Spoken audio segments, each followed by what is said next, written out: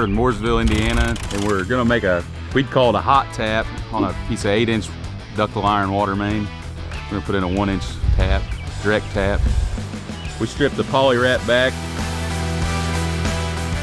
The REED tap machine, we'll put a saddle down and the chains and everything, and then we'll put it at, we like to have them at like a 45-degree angle so nobody catches it when they come back to ever have to dig on top of the main for anything. But we're just gonna make a 1-inch water tap, a direct tap.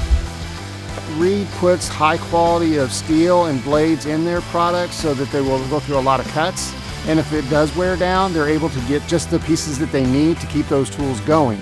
So they don't have to buy a whole new tool. They can just get the cutting wheels and those type of items to where they just run through those and then they're ready to go right back in action.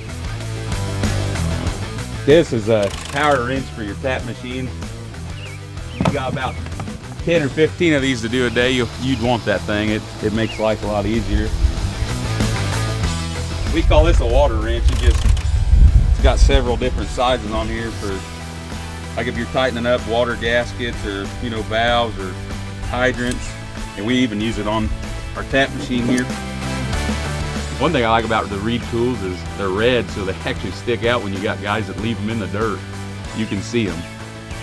Oh, I like it. You can switch out your tap bit. You can make you got different size taps. You can take your tap bit out and you put that in.